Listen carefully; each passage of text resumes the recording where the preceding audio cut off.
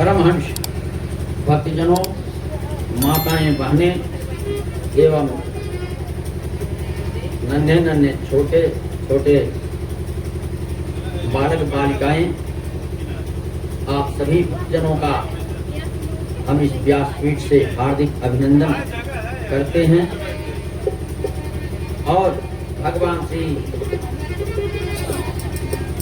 राधा कृष्ण से प्रार्थना करते हैं आप सबको इसी प्रकार सत्कर्म में लगाएं और हर प्रकार से आप सबके जीवन में, घर में, परिवार में सदा मंगल हो। आइए भगवान की कथा श्रवण करने से पूर्व अपने मन, वाणी और शरीर को पवित्र करने के लिए भगवान के नाम का संकीर्तन करें। तत्पश्चात हम लोग भागवत की अमृतमय कथा का रसपान करेंगे। बोलिए श्री कृष्णचंद्र भगवान की जय। श्री कृष्ण गोविंद हरे मुरारे, हे नाथ नारायण वासुदेव।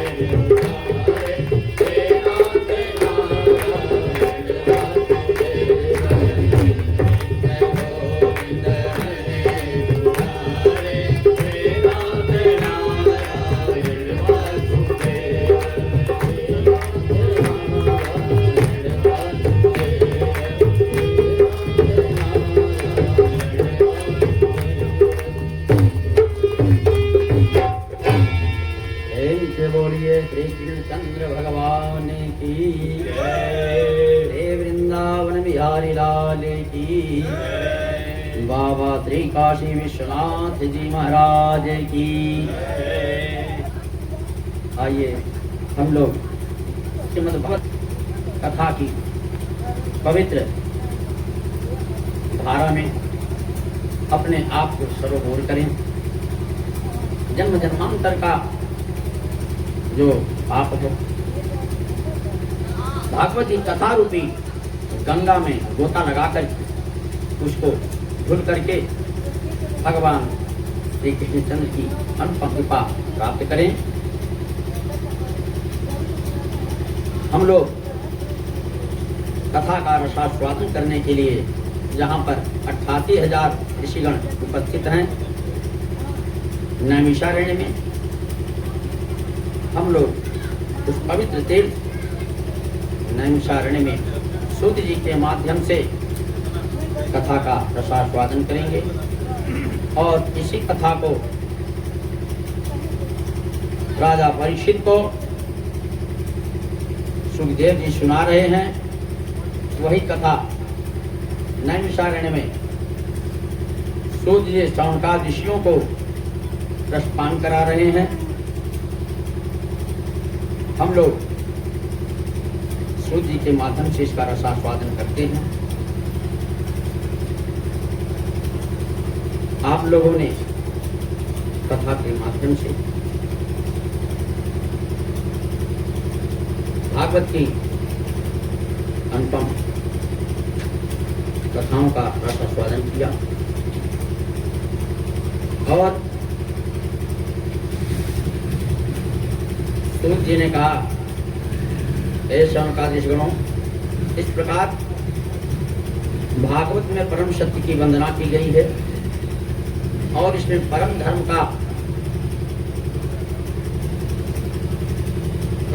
का उपदेश किया गया है। वह परम धर्म क्या है? यही प्रश्न राजा परीक्षित सुखदेव जी से यही प्रश्न उन्होंने किया कि प्रभु, जब गंगा जी के पावन तट पर श्राप के कारण रात के 7वें दिन तक्षक नाग डस लेगा और आपकी मृत्यु हो जाएगी, यह समाचार जब उनको मिला राजा परीक्षित को, तो परीक्षित जी ने अनशन व्रत कर लिया और गंगा जी के पावन तट पर उषाओं की चटाई को बिछा करके बैठ गए। चारों तरफ से हजारों ऋषिगण उनको घेर कर बैठे हुए, बड़े बड़े राजा महाराजा और भी जो भी धार्मिक भक्तजन थे। सबको इस बात का खेद है कि राजा परीक्षित जैसे धर्मात्मा राजा को तक्षक नाग के डसने का श्राप मिल गया। ऐसे धर्मात्मा राजा के न रहने से संसार में अराजकता फैल जाएगी और सभी लोग मनमानी ढंग से आचरण करने लगेंगे। यह सोचकर सभी लोग दुखित हैं। सभी जनमानस और बड़े बड़े ऋषि महर्षि आदि चारों तरफ से घेर करके सुखदेव जी को बैठे हुए हैं। इतने में 16 वर्ष की अवस्था वाले व्यास जी के पुत्र भगवान श्री कृष्ण के अंशावतार श्री सुखदेव जी का आगमन होता है। जैसे ही सुखदेव जी वहां पहुंचते हैं राजा परीक्षित के समीप, तो पहले से वहां बैठे हुए बड़े बड़े जो ऋषि महात्मा हैं, जिनके सामने न जाने कितने युग बीत चुके हैं, सब 14 मनवंतर होते हैं और 14 मनवंतरों में 14 इंद्र राज करते हैं। इस समय पुरंदर नाम के इंद्र जो है राज कर रहे हैं और ये 28वां कलयुग चल रहा है और 7वें वैवस्वत मनु इस समय अपना शासन संभाल रहे हैं। तो ऐसे ऐसे ऋषि मुनि वहां बैठे हुए हैं जिनके समक्ष न जाने कितने इंद्र बदल गए, कितने महायुग बीत गए। और जैसे ही 16 वर्ष के अवस्था वाले सुखदेव जी वहां पहुंचते हैं, तत्रागमत भगवान व्यासपुत्रो यदेच्छया गामट्मानो नपेक्षः अलेक्षलिंगो निजलाभतुष्टो वितश्च बालैरवधूत वेशः। अवधूत वेश वाले जिनके शरीर पर कोई वस्त्र नहीं है, एकमात्र लंगोटी पहने हैं, और काले काले लंबे घुंघराले जिनके बाल हैं, 16 वर्ष की अवस्था और श्याम वर्ण का शरीर, शरीर से तेज निकल रहा है, मस्तक पर चंदन, गले में तुलसी की माला, और भागवत के श्लोकों का पाठ करते करते गंगा जी के तट पर पहुंच गए। जैसे सब लोगों ने देखा कि सुखदेव जी का आगमन हुआ, तो सभी लोग वहां से उठ करके उनका अभिनंदन करते हैं, बोलिए सुखदेव भगवान की। और सभी ऋषि कहते हैं, हे राजन, आज आप परम सौभाग्यशाली हैं। अरे ये भगवान श्री कृष्ण के अंशावतार व्यास जी के पुत्र सुखदेव जी का आगमन हुआ है, आपका परम सौभाग्य है। नहीं तो इनका तो दर्शन भी दुर्लभ है। राजा परीक्षित कहते हैं, हे महात्मन, के आप सब की साधु संतों की कृपा का प्रसाद है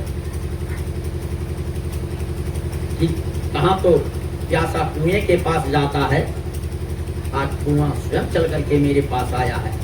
यह जो मुझे श्राप मिला है, ये श्राप नहीं, ये वरदान है मेरे लिए, वरदान। ऐसे परमात्मा राजा परीक्षित उन्होंने कहा, ये मेरे लिए श्राप नहीं, ये मेरे लिए वरदान है, जो मुझे घर बैठे हजारों ऋषियों मुनियों का दर्शन प्राप्त हो रहा है। नहीं तो इनका दर्शन दुर्लभ। मैं परम सौभाग्यशाली हूं, ये मेरे लिए वरदान है, श्राप नहीं है। इतने में सुखदेव जी जब करीब पहुंच गए, तो राजा परीक्षित उठ करके उनका चरण पखारते हैं, चरणोदक लेते हैं, और एक सुंदर आसन पर उनको विराजमान करते हैं। और जानते हैं कि सुखदेव जी कहीं ज्यादा देर ठहरते नहीं हैं, इसलिए उन्होंने उनसे यही निवेदन किया, हे महाराज, एताम संस्मरणात् पुंसाम सद्य शुद्ध्यन्ति वैद्रिहा इन पुनर्दर्शन स्पर्श पाद शौचासनादिभिः। सभी ऋषियों से कहते हैं, परीक्षित जी, अरे जिन संत महात्माओं के दर्शन से एसाम संस्मरणात् पुंसाम, केवल स्मरण करने मात्र से जिन तेजस्वी सिद्ध महात्माओं के केवल स्मरण करने मात्र से ही पुंसाम, पुरुषों के, सभी मनुष्यों के सत्य शुद्ध वैगृहा, केवल स्मरण मात्र कर लेने से ही घर जो है पवित्र हो जाता है। जिनके स्मरण करने मात्र से घर पवित्र हो जाता है, एक पुनर्दर्शन स्पर्श पाद शौचासनादि भी। अगर ऐसे संत महात्मा का साक्षात स्पर्श करने का, चरण पखारने का, उनके चरणों तक लेने का सौभाग्य प्राप्त हो गया, तो इससे बढ़कर के सौभाग्य और मेरे लिए क्या होगा। मुझे तो ये वरदान मिला, श्राप नहीं, वरदान मिल गया। और चरणों तक लेने के बाद कहते हैं, सुखदेव जी को प्रणाम करके कहते हैं, हे भगवान, अतः पृच्छामि संसिद्धिं योगिनां परमं गुरुं पुरुषस्य यत् कार्यं म्रियमाणस्य सर्वथा। अतः पृच्छामि संसिद्धिं योगिनां परमं गुरु, हे परम समस्त योगियों के भी गुरु, भगवान के अंशावतार श्री सुखदेव जी, मेरा यही प्रश्न है आपसे, पुरुषस्य यत् कार्यम, सभी मनुष्यों का हर समय में क्या कर्तव्य है, क्या करना चाहिए सब मनुष्यों को, और खास करके म्रियमाण से सर्वथा, जो म्रियमाण है, जिनके मृत्यु बिल्कुल करीब है, उन्हें क्या करना चाहिए? यही दो प्रश्न है सुखदेव जी से राजा परीक्षित का। कि पहला प्रश्न ये है कि पुरुषस्य यत् कार्यम, समस्त पुरुषों का, मनुष्यों का परम कर्तव्य क्या है? उनको क्या करना चाहिए, हर समय क्या करना चाहिए? एक प्रश्न ये है। दूसरा ये है कि मृमाणस्य सर्वथा, जो बिल्कुल मरणासन है, जिनकी मृत्यु बिल्कुल करीब है, उनका परम धर्म क्या है? सूत जी कह रहे हैं चमकादिशगणों, यही प्रश्न राजा परीक्षित ने किया। और वही प्रश्न यहाँ पर आप लोग पूछ रहे हैं कि इसमें परम धर्म का व्याख्यान किया गया है भागवत में। तो परम धर्म है क्या? क्या अपना सर्वस्व दान कर देना, यही परम धर्म है? या रात में जो है 3 बजे उठ जाना, नहा धो करके जो है मंदिर की जा करके 1008 परिक्रमा कर लेना, यही परम धर्म है? अथवा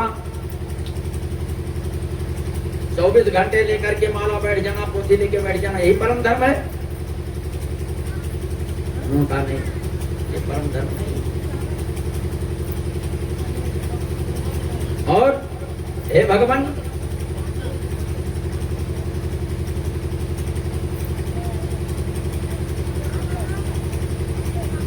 सभी देवताओं में सर्वश्रेष्ठ कौन है?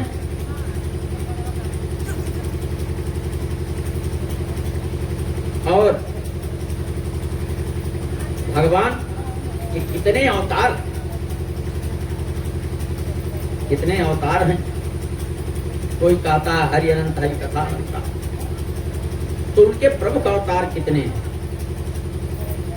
और हमने तो सुना था भगवान अजन्मा है, वो रूप रंग रहित हैं, आनंद रहित, सकल रस भोग।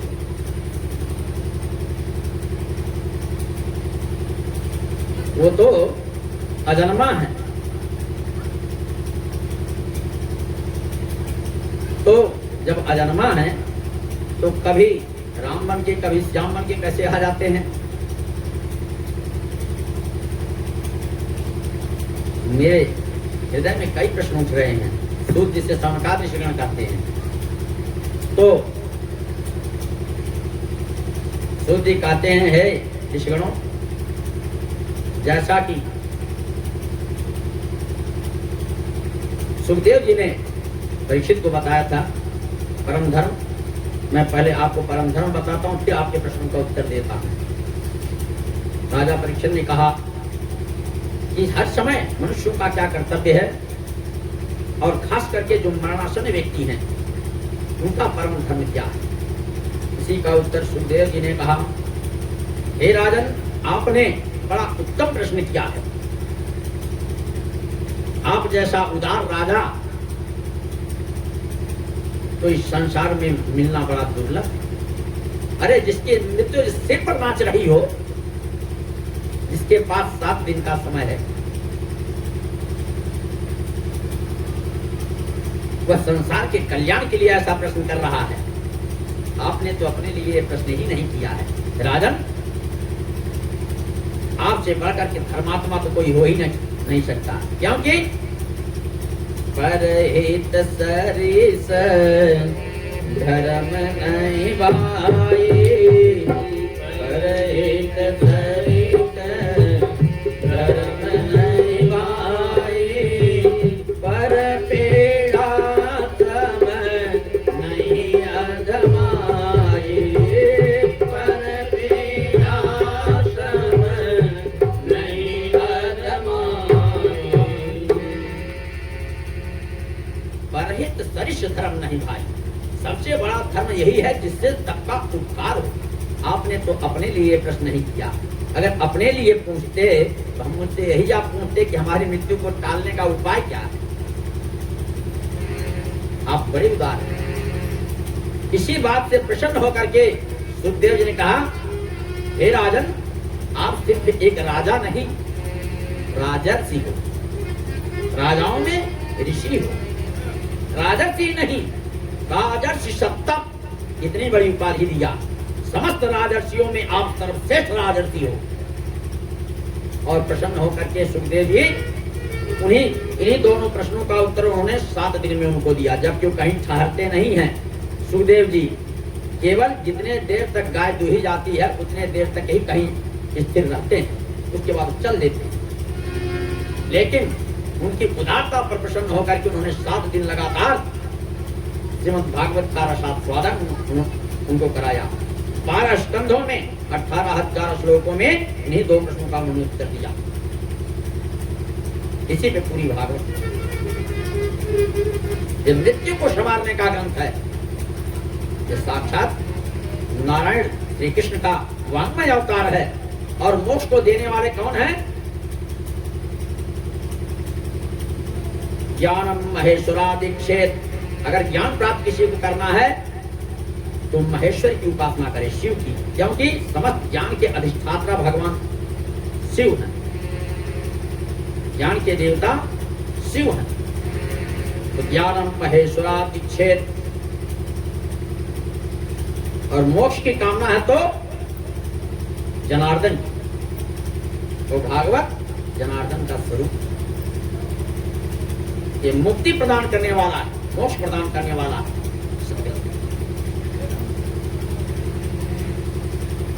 उन्होंने कहा, हे राजन, सभी मनुष्यों का परम कर्तव्य यही है, खास करके म्रियमाण जो मरने वाले व्यक्ति हैं उनका परम धर्म यही है। संक्षेप में मैं बताता हूँ, क्योंकि कथा विस्तार से करने पर तो अपने प्रसंग तक पहुंचने में बड़ा विलंब हो जाएगा। तो संक्षेप में बताता हूँ जो उन्होंने कहा दिया। हे राजन, मनुष्य का परम धर्म क्या है? सवै पुंसाम परो धर्मो यतो भक्तिरधोक्षजः। सवै पुंसाम परो धर्मो यतो भक्तिरधोक्षजे। मनुष्य का परम धर्म वही है जिस किसी भी प्रकार से उसका मन भगवान के चरणों में लग जाए, यही उसका परम धर्म है। सवै पुंसाम परो धर्मो यतो भक्तिरधोक्षजे। अधोक्षज भगवान श्री कृष्ण के चरणों में उसका प्रेम हो जाए। लेकिन कैसा प्रेम? अहैतुक प्रतिहता ययात्मा सप्रसीदति। अहैतुक्य, अहैतुकी भक्ति। मनुष्य का परम कर्तव्य यही है कि भगवान के चरणों में उसका प्रेम हो जाना, अनुराग हो जाना। यही सभी मनुष्यों का परम जो है कर्तव्य है। लेकिन वह प्रेम कैसा हो? अहैतुक प्रतिहता ययात्मा सप्रसीदति। वह प्रेम ऐसा हो अहैतुकी भक्ति, अर्थात बिना अकारण प्रेम हो, अकारण प्रेम हो जाए भगवान में तब। और कारण सहित भक्ति अगर है तो वह सच्ची भक्ति नहीं है। अगर हम कहें कि हमारा अगर लड़का टॉप कर जाएगा आपकी बात इस साल, तो मैं हनुमान जी को 5 किलो लड्डू चढ़ाऊंगा, ये मेरी मूर्खता। अगर हनुमान जी में हमारा पूर्ण विश्वास होता तो हम ये नहीं कहते कि हनुमान जी हम 5 किलो लड्डू आपको चढ़ाएंगे अगर हमारा लड़का जो है इस साल टॉप कर जाएगा तो। इसमें अधकचरी भक्ति दिख रही है। एक तरफ तो विश्वास है कि हनुमान जी टॉप करा देंगे, थोड़ा बड़ा विश्वास है कि हनुमान जी टॉप करा देंगे, और ये हम नहीं सोच पा रहे हैं कि जब हम 5 किलो लड्डू उनको चढ़ाएंगे तभी उनको लड्डू मिलेगा। अरे जो कर्तुम अकर्तुम अन्यथा कर्तुम सर्व सामर्थ्यवान है, वो हमारे दिए हुए लड्डू का भोग लगाएंगे, जो चराचर जगत का पालन पोषण कर रहे हैं। ये अधिकतरी, यह इसमें कोई कारण छिपा हुआ, कारण बस उसको कर रहे हैं, भक्ति कर रहे हैं, दिखावा कर रहे हैं। जो निष्कपट भक्ति है मनुष्य का, वही परम धर्म, अकारण प्रेम हो जाना भगवान। जैसी भक्ति मीरा ने की, पांडवों ने जैसी भक्ति की थी। चराचर जीव ईश्वर के अधीन है। नाचहि नर मरकटिकी नाई, और सबहि नचावतु राम गोसाई। ये समस्त सृष्टि जो है, समस्त जीव परमात्मा के अधीन है। जैसे वो नचाता है परमात्मा कठपुतली की तरह, वैसे हम लोग नाचते हैं। और परमात्मा भक्त के अधीन है।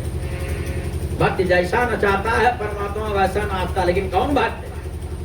जिसके अंदर अकारण प्रेम है भगवान के चरणों में, जैसे पांडवों का प्रेम था, हर विपत्ति में उसके सामने जो है पांडवों के सामने भगवान खड़े थे। तो अगर हमारी अहेतुकी भक्ति हो जाएगी भगवान के चरणों में, अकारण प्रेम हो जाएगा, स्नेह लग जाएगा, उनके बिना हम नहीं रह सकते, बिना उनका स्मरण किए खाते पीते सोते जागते उठते बैठते हर क्षण उनका स्मरण बना रहना। अगर ये भक्ति हमारे अंदर जागृत हो जाए तो परमात्मा हमारे आगे पीछे डोलेगा, तो उसकी चिंता हमारी हो जाए, हमारी चिंता उसको हो जाएगी। हमें चिंता नहीं उनकी, हमें चिंता नहीं उनकी, उन्हें चिंता हमारी है, हमारी नाव के रक्षक सुदर्शन चक्रधारी है। तो जब ये अहेतुकी भक्ति, तो मनुष्य का परम धर्म यही है राजन, कि भगवान के चरणों में अनुराग हो जाना, अहेतुकी भक्ति। तब तो परीक्षित जी ने कहा रिया महाराज ये तो बड़ा कठिन काम है, आप कहें तो मैं अपना सर्वस्व दान कर दूं, प्राण तक न्यौछावर कर दूं, भगवान को चढ़ा दूं, लेकिन इस मन को मैं कैसे समझाऊं, मन तो बड़ा चंचल, चंचल वही मनम कृष्ण है। अर्जुन कहते हैं जब वो गीता को उपदेश देने लगे, कहते हैं चंचल वही मनम कृष्ण है, कि मेरा मन तो बड़ा चंचल बड़ा व्याकुल है, ज्ञान भक्ति वैराग्य की बात इसमें ठहरती ही नहीं है। तो परीक्षित जी ने कहा इस मन को मैं कैसे समझाऊं, मन को कैसे मैं जीतूं। तब उन्होंने उपाय बताया, उन्होंने कहा अगर मन को जीतना है तो हे राजन जितात्मनो जितस्वातः जितक्रोधो जितात्मनः। हे राजन सबसे पहले जितासनो, मन को एकत्रित कर नियंत्रित करने का मैं उपाय बताता कैसे हो। जितासनो, पहले आसन को जीतो, नींद का परित्याग करो, कम से कम सो जितनी आवश्यकता मात्र आसन, एक आसन पर बैठने का परित्याग करो, आसन को जीतो। जितासनो जितक श्वास है, श्वास को जीतो, कम सो, श्वास को जीतो और जितक श्वासो और जितासनो जितक श्वासो जितक क्रोधो, क्रोध को जीतो और इंद्रियों पर विजय प्राप्त करो। जब एक सबका क्रमशः अभ्यास करो, इसको अपने बस में करने का अभ्यास करते करते जब इन पर विजय प्राप्त हो जाए तो सांस को व्यक्त न जाने दो।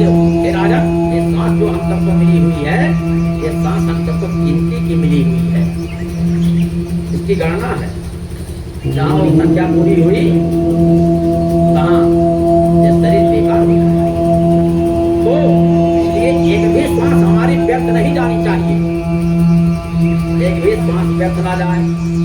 श्वास श्वास पर कृष्ण भजे, वृथा श्वास कोई ना जाने किस श्वास की आवन होए न होए। श्वास श्वास पर कृष्ण, जितनी सांसें हमारी चल रही हैं, प्रत्येक श्वास के साथ भगवान का स्मरण करता जाए, अपना कर्म भी करता जाए और भगवान का स्मरण ही करता जाए, क्योंकि इसका कोई ठिकाना नहीं है कि जो श्वास अभी जो है वो वापस लौटेगी नहीं। इसलिए प्रत्येक श्वास में भगवान का स्मरण करता जाए ही श्वास श्वास पर कृष्ण भजे, विधा श्वास जब कोई ना जाने या श्वास की आवन होए न होए। हे राजन, इसलिए प्रत्येक श्वास के श्वास भगवान का स्मरण करता जाए, और क्योंकि मनुष्य योनि में है तो बिना कर्म किए कुछ ये भी तो नहीं मिलेगा, तो कर्म भी करता जाए। कर्षे कर्म करहु विधि नाना, और मन राखो जह कृपा निधाना। अपने घर परिवार का भरण पोषण भी करना है तो कर्म भी करते जाइए, केवल भगवान का स्मरण बना रहे, इतने से ही भगवान आपके ऊपर रिझ जाते हैं और आपकी सभी मनोकामनाओं को पूर्ण कर देते हैं। इस प्रकार से उपदेश किया और तब उन्होंने प्रसन्न होकर के कहा, हे राजन, ठीक है। और परीक्षित जी ने अभ्यास किया, श्वास आसन को जीता, श्वास को जीता और इंद्रियों को एकाग्रचित कर लिया, इंद्रियों पर विजय प्राप्त कर लिया, उनका मन स्थिर हो गया। तब जब मन स्थिर हो गया, तब सुखदेव जी ने कहा, हे राजन, जब मन स्थिर हो जाए तब अपने मन को स्थूले भगवतो रूपे मन संधारिये धिया, तो बुद्धि की सहायता से, विवेक की सहायता से मन को भगवान के स्थूल शरीर में लगाओ। पहले सूक्ष्म शरीर में मत जाना, क्योंकि वहां तो बड़े योगी और महते ही पहुंच पाते हैं उस स्वरूप को जानने में। पहले स्थूल शरीर को, विराट स्वरूप भगवान का जो संसार है, ये विराट स्वरूप है, जो हम सबको दिखाई, जो कुछ भी दिखाई दे रहा है सब परमात्मा। क्षिति जल पावक गगन समीरा, पांचों तत्वों से शरीर बना हुआ है ना, ये पांचों तत्व ईश्वर के अंश हैं। तो जो कुछ भी हम सबके दृष्टि के सामने है सब परमात्मा का स्थूल स्वरूप है, विराट स्वरूप है। पहले उसका चिंतन करें। जब सभी तरफ उसको परमात्मा दिखने लगे, तब भगवान के सूक्ष्म स्वरूप का पहले एक एक अंग का उनका जो है ध्यान करता जाए, चरण से लेकर के नख से लेकर शिव तक। फिर हे राजन, परमात्मा को फिर नासाक जो नासिका और ललाट के बीच में यहाँ पर उनको ध्यान को केंद्रित करे, तब उसका मन स्थिर हो जाता है। फिर भगवान के उसी स्वरूप का चिंतन करे। तब परीक्षित जी ने कहा, भगवान, हे सुखदेव जी, ये चराचर जगत भगवान का स्वरूप है। इस जगत की सारी सृष्टि परमात्मा कैसे करता है और उसके कितने अवतार हैं, ये सब बताने की सुखदेव जी कहते हैं। और यही प्रश्न वहां 88,000 ऋषिगण करते हैं तो नैमिषारण्य में। तो सूर्य जी कह रहे हैं, स्वर्णकाल ऋषिगणों, ऋषियों ने कहा परमात्मा के कितने अवतार? कोई कहते हैं कि परमात्मा के 10 अवतार हैं, कोई कहते हैं 24 हैं, कोई कहते हैं हरि अनंत हरि कथा अनंता। और वह परमात्मा जब अजन्मा है, निर्गुण है, तो सगुण साकार के रूप में कैसे प्रकट हो जाता है? सूर्य जी ने कहा, है ऋषिगणों, जब इस धरा पर अत्याचार होता है, पाप कर जाता है, तो उस पाप को मिटाने के लिए और राक्षसों को, पापियों के विनाश के लिए और सज्जनों की, धर्मात्माओं की रक्षा के लिए परब्रह्म परमात्मा अवतार ग्रहण करते हैं, जबकि वह अजन्मा निर्गुण निराकार है। वही परब्रह्म परमात्मा जब उसके भक्तों के ऊपर यदा देवेषु वेदेषु गोतु विप्रेषु साधुषु धर्मे मयि च अविश्वासु, यदा देवेषु वेदेषु गोतु विप्रेषु साधुषु धर्मे मयि च विद्वेष तदा आत्मनिषेध। जब वेद के ऊपर, देवताओं के ऊपर और गौओं के ऊपर, ब्राह्मणों के ऊपर, सज्जनों के ऊपर, धर्मात्माओं के ऊपर और इस पृथ्वी पर जब जो है अत्याचार बढ़ता है, तो वही परमात्मा जो स्वयं गीता में कहते हैं, जो वही जो है अजन्मा है, निर्गुण निराकार है, वही कहता है कि मैं संभवामि युगे युगे, मैं प्रत्येक युग में अवतार ग्रहण करता हूं।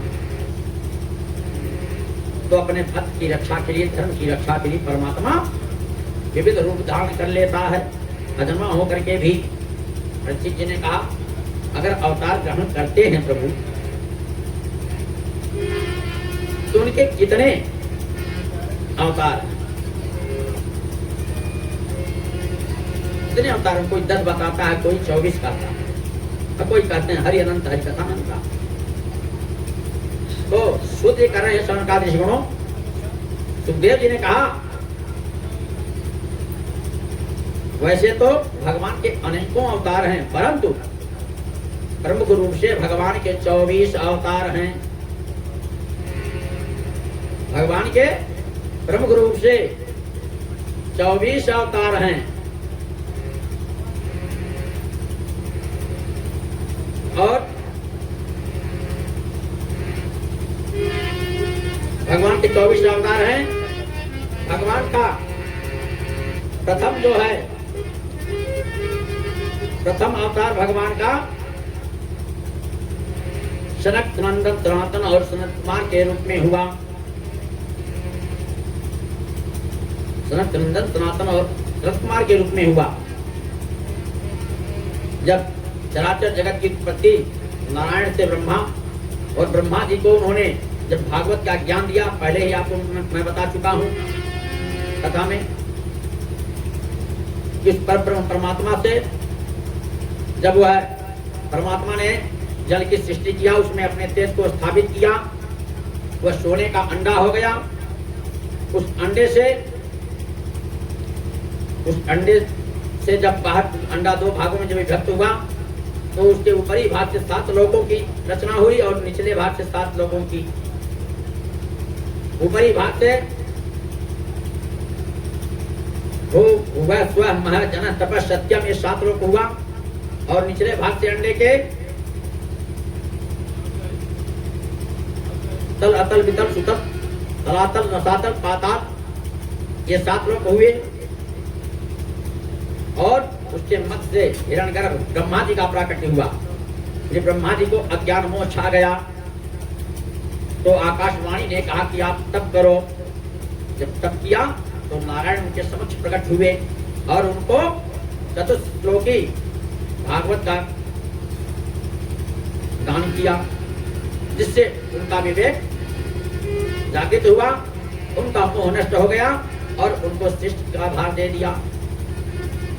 तो ब्रह्मा जी ने अनेक प्रकार की सृष्टि की है। 10 प्रकार की जो है वैकारिक सृष्टि उन्होंने किया। 10 प्रकार की सृष्टि किया। उसमें जो है अंडज गर्भज स्वेदत उद्भिद, 4 प्रकार की सृष्टि किया। अंडज जो अंडे से उत्पन्न होने वाले हैं, जैसे कुछ पक्षी हैं, कुछ कीड़े मकोड़े हैं, सब अंडे से उत्पन्न होते हैं, तो अंडज एक ये अंडज कहलाते हैं। और गर्भज जैसे हम लोग मनुष्य हैं, जो गर्भ से जिनका जन्म होता है, उनकी उत्पत्ति हुई। स्वेदत पसीने आते उत्पन्न होते हैं कुछ जीव। और उद्भिद पृथ्वी को फोड़ करके कुछ निकलते हैं, जैसे वृक्ष आदि हैं, सावर, कई प्रकार की। फिर उन्होंने देव असुर यक्ष किन्नर गंधर्व राक्षस सबकी सृष्टि किया। उसमें हिरण्याक्ष और हिरण्यकश्यप का जन्म हुआ। वह पृथ्वी को रसातल ले जाने लगा, तो उसका संहार करने के लिए कुछ समय परमात्मा ने प्रथम अवतार ग्रहण किया।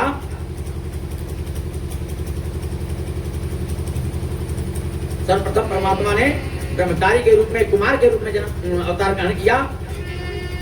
और फिर वो तो उनसे सृष्टि का विस्तार नहीं हुआ। फिर भगवान ने दूसरा अवतार ग्रहण किया,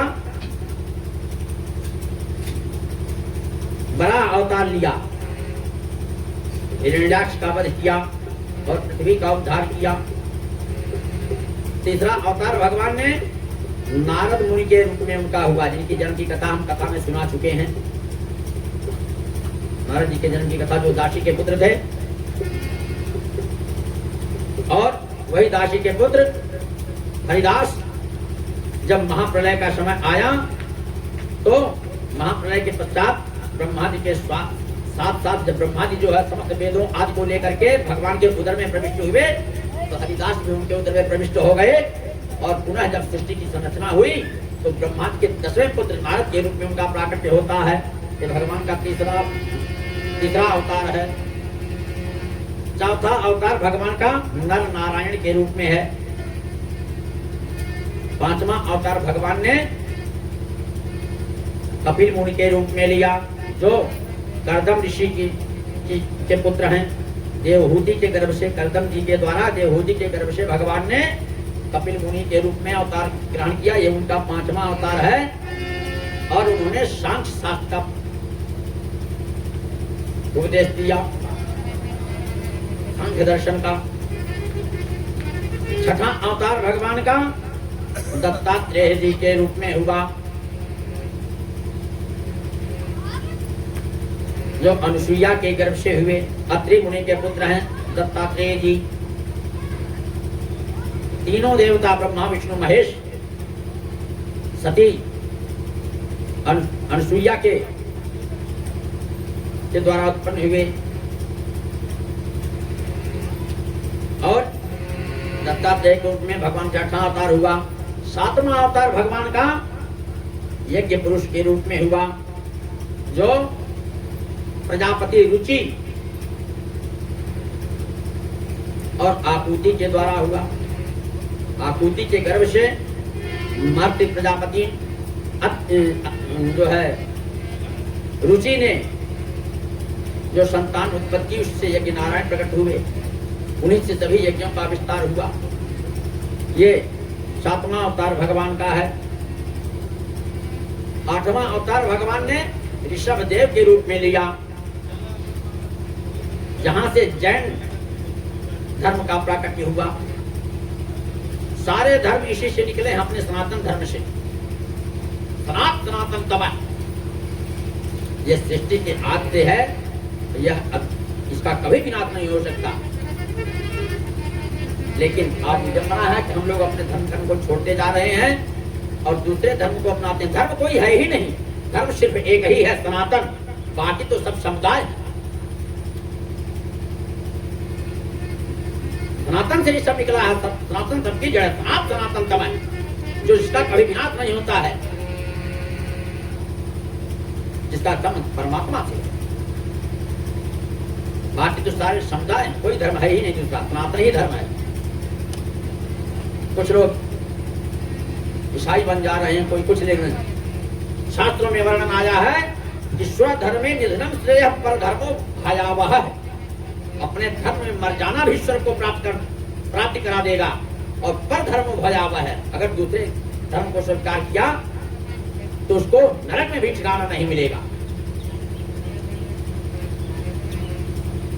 इसीलिए धर्म की रक्षा करने के लिए बड़े बड़े योगी, महर्षि, बड़े बड़े राजा अपने प्राणों की आहुति दे दिए, लेकिन धर्म का परित्याग नहीं किया।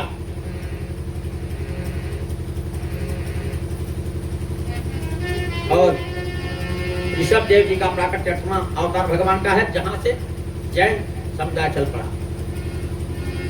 और 9वां अवतार भगवान का महाराज पृथु के रूप में हुआ।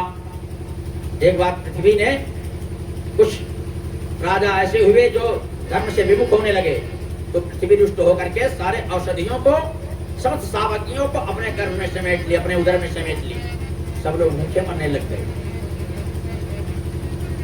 तब भगवान ने पृथु के रूप में अवतार लेकर के पृथ्वी का दोहन किया। जैसे गाय से दूध निकाला जाता है दो करके, उसी प्रकार उन्होंने महाराज पृथु का अवतारण ग्रहण किया और पृथ्वी का दोहन करके पुनः सभी रत्नों को, औषधियों को, अन्न आदि सबको पृथ्वी से दूर होकर के बाहर निकाला। 9वां अवतार भगवान का, ये 8वां अवतार तो ऋषभ देव का है, 9वां जो है पृथ्वी का हुआ। और 10वां अवतार भगवान का मत्स्य अवतार है। मत्स्य अवतार लेकर के राजा सत्यकेत को उन्होंने रक्षा किया। जो वही राजा सत्यकेत आज इस समय वर्तमान समय में 7वें वैवस्वत मनु इस समय राज कर रहे हैं, वही 7वें वैवस्वत मनु हुए। तो 6वें मनवंतर में उन्होंने सत्यकेत को महाप्रलय के समय रक्षा किया। वही 7वें मनवंतर में, इसमें 7वां मनवंतर चल रहा है। और पुरंदर इस समय इंद्र है देवताओं के राजा, और इस वैवस्वत मनु इस समय जो मनवंतर के अधिपति हैं। तो 10वां अवतार मत्स्य अवतार भगवान ने लिया, और 11वां अवतार भगवान का कच्छप अवतार होता है। जब समुद्र मंथन होने लगा, तो देवताओं और असुरों में युद्ध चला, तो देवता पराजित होने लगे। जब भगवान की शरण में गए तो भगवान ने कहा आप लोग अमृत समुद्र को मत करके अमृत निकाल करके उसका पान कीजिए, तब आप लोग विजय प्राप्त करेंगे। जब समुद्र मंथन करने की तैयारी हुई तो मखाने किसकी बनाया जाए, मंदराचल को लाया जाए। जब मंदराचल को सब लोग लेने के लिए गए तो इसका इतना भार था कि उसको लेके आने में सब लोग असमर्थ हो गए। तो भगवान की प्रार्थना किया तो भगवान ने मंदराचल को अपने गरुड़ की पीठ पर लाद दिया और मंदराचल को समुद्र के पास पहुंचाए। और जब उसको मंदराचल को और बासुकीनाथ की रस्सी बनाई गई, जब मथा जाने लगा तो मंदराचल तो रसातल में जाने लगा। फिर देवताओं ने भगवान की प्रार्थना किया, स्तुति किया, तो भगवान ने कच्छप रूप धारण करके उसको अपने पीठ पर रोक लिया। मंदराचल को कच्छप रूप धारण किया, जिसे पूर्व में भी कहते हैं कच्छप को, कछुए को। तो भगवान का ये 11वां अवतार हुआ कच्छप अवतार। और 12वां अवतार भगवान का धन्वंतरी अवतार हुआ। जब समुद्र मंथन हुआ तो पहले तो हलाहल विष निकला, तो विष को कोई ग्रहण करने वाला किसी में सामर्थ्य नहीं थी। सब लोगों ने भगवान शिव जी को स्मरण किया। भगवान शिव उस विष का हलाहल पान कर गए, हलाहल विष का पान कर गए और जगत की रक्षा किया। फिर एक एक करके विष के बाद शंख गजराज, उसमें से एक एक करके फिर 14 रत्न निकले, जो देवताओं और असुरों ने आपस में समझौता करके बांट लिया। 14 रत्न निकले उसके बाद, विष के बाद। फिर अंत में 14 रत्न के बाद धन्वंतरी जी प्रकट हुए, सोने के कलश में अमृत लेकर के, जिसके लिए समुद्र मंथन किया जा रहा था अमृत पाने के लिए। धन्वंतरी अमृत लेकर के प्रकट हुए। तो जैसे अमृत प्रकट हुआ तो असुरों और देवताओं में जिद छिड़ गया, पहले मैं पीऊंगा। जैसे ही कलह मच गया, ये भगवान का धन्वंतरी के रूप में भगवान का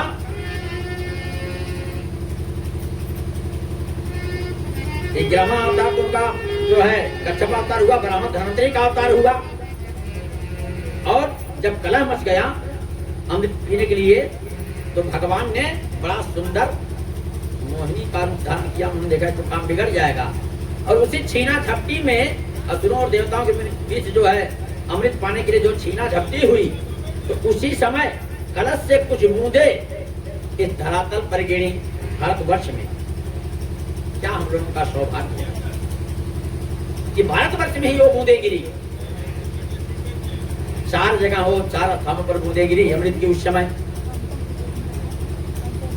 हरिद्वार में, प्रयागराज में, नासिक में और उज्जैन में, ये 4 जगह बूंदे गिरी वही अमृत की। इसीलिए इन चारों जगहों पर महाकुंभ लगता है।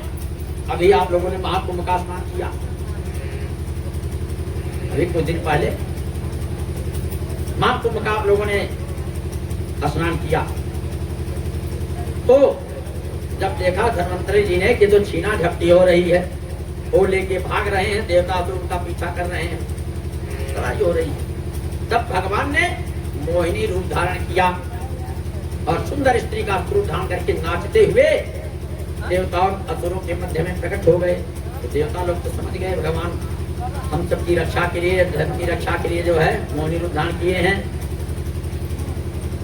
और असुर लोगों ने सोचा इतनी परम सुंदरी स्त्री आपका तो पूरे सृष्टि में नहीं देखा हमने। वहीं युद्ध रुक गया। अब असुरों में होड़ लग गई। असुर लोग आपस में सोच लगे कि भाई ये तो हमसे ब्याह दी जाती तो अच्छा रहता। अब युद्ध बंद और सब असुर लोग प्रस्ताव रखने लगे। तो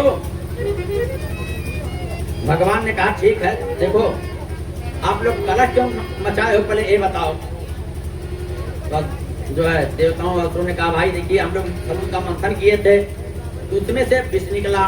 पहले तो विष तो शंकर बाबा पी गए, उसके बाद 14 रत्न निकला, तो 14 रत्नों हम लोगों ने आपस में समझौता करके बांट लिया। कुछ असुरों ने लिया, कुछ देवताओं ने लिया। अब उसके बाद अमृत निकला है। अमृत के लिए हम लोग प्रयास कर रहे थे, मंथन कर रहे थे। तो जो अमृत निकला तो सबसे पहले असुरों को चाहिए।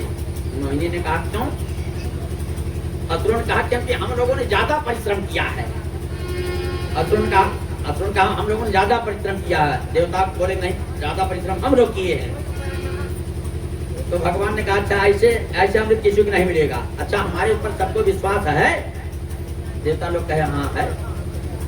असुरों से पूछा, असुरों ने कहा हाँ है। वो तो उनके रूप में ही मोहित हो गए थे कि जैसे कूद रहे वैसे कूद रहे। असुर लोग कहे हाँ हमको विश्वास है। तो भगवान ने कहा कि जो है मैं इसका फैसला कर दूं, आप लोगों को अमृत पिलाना है। तो देवताओं से बोले हाँ। तो भगवान ने कहा अगर हमारे ऊपर विश्वास हो तो मैं किसी के साथ अन्याय नहीं करूंगी और मैं सबको पिला दूंगी अमृत। देवताओं ने असुरों ने कहा ठीक है। तब भगवान ने अमृत अपने हाथ में ले लिया कलश, और असुरों से देवताओं से कहा आप लोग जो है असुर लोग अलग बैठ जाएं लाइन में, देवता लोग अलग बैठ जाएं। जब आप लोग इस प्रकार बैठ जाएंगे तो आप लोग थक चुके हैं। कुछ आप लोग पहले जलपान भोजन पा लीजिए, तब उसके बाद जो है अमृत का नंबर आएगा, अमृत पिलाया जाएगा। तो असुर और देवता और असुर जो है अलग अलग पंक्ति में बैठ गए। भगवान ने कहा भाई देखिए अमृत पहले उसी को मिलेगा, एक शर्त है जो उस शर्त पर खरा उतर जाएगा, अमृत पहले उसी को पिलाया जाएगा। आप लोगों को शर्त मंजूर है? दोनों पक्षों के लोगों ने कहा हाँ मंजूर है। तो भगवान ने कहा मैं सबके सामने भोजन की थाली परोस रहा हूँ, सबके सामने भी भोजन की थाली आ रही है। जो भोजन पहले कर लेगा उसको अमृत पिलाया जाएगा, लेकिन एक शर्त है भोजन करने की, हाथ मुड़ना नहीं चाहिए, बिल्कुल मुड़ना नहीं चाहिए। और जो इस प्रकार भोजन कर लेगा पहले उसी को अमृत पिलाया जाएगा। असुर लोग का इसमें कौन सी बड़ी बात है? अभी हम लोग भोजन करके दिखाते हैं। बैठे थे असुर लोग, सब लोग लाइन में बैठे थे कतार में, और सोने की थाली में भोजन आ गया, दिव्य भोजन सबके सामने। मोहिनी ने कहा भाई आप लोग भोजन करो। अब असुर लोग जो है ऐसे उठावे कौर, ऊपर उछाले, सोचा मुंह के मुंह में ले लो, लेकिन मुंह में जा ही नहीं रहा था। किसी के सिर पे गिरा, किसी के कंधे पे गिरा, किसी के अगल बगल जो है कौल गिरता, किसी असुर के मुंह में नहीं गया। सब लोग ऐसे ऐसे करके जो है, तब असुर लोग कहे अरे ये तो बड़ी विचित्र बात है, हम में से किसी ने भी जो है ग्रहण नहीं कर पाया, बिना हाथ मोड़े। भगवान ने कहा भाई अब आप लोग तो जो है इस कार्य को कर नहीं पाए, तो आप लोगों को तो पहले मिलेगा नहीं अमृत, अब पहले देवताओं को मिलेगा। असुरों ने कहा हाँ ऐसे कैसे मिलेगा, वही पहले खा के दिखावे, बिना हाथ मोड़े वो भी खा के दिखावे, तब न मिलेगा। मोहिनी ने कहा भाई आप लोग भी खा के दिखाइए। तो देवता तो स्वकार्य कुशलासुरा, अपना कार्य करने में देवता बड़े कुशल हैं, बड़े चतुर हैं। तो देवताओं ने जो है विवेक लगाया कि भाई बिना मोड़े तो भोजन होगा नहीं, हाथ बिना मोड़े मुंह में कैसे जाएगा। एक काम करो, हम लोग एक कतार में नहीं बैठेंगे, आधे लोग एक कतार में, आधे लोग दूसरी कतार में बैठेंगे। फट से देवता लोग दो लाइन लगा ली, एक दूसरे के सामने बैठ गए, बीच में थाली रख दिया। एक देवता उठाता दूसरे देवता के मुंह में डाल देता सीधे, और उधर से एक देवता इनके मुंह में डाल देता, हाथ मुड़ना नहीं पड़ा। जब भोजन हो गया, असुर लोग कह रहे हम लोग तो महामूर्ख हैं, हम लोग पहले यही कर लिए होते तो पहले हम ही रोक पाते। बोले श्री कृष्ण चंद्र भगवान की तो मोहिनी रूप धारण करके भगवान ने सबको मोहित कर लिया। और उसके बाद उन्होंने पहले देवताओं को अमृत का पान कराया। उसी में से एक असुर था जो सिंहिका का पुत्र था, सिंहिका का पुत्र जिसका नाम था राहु। वो समझ गया कि दाल में कुछ काला है, दाल में कुछ काला है।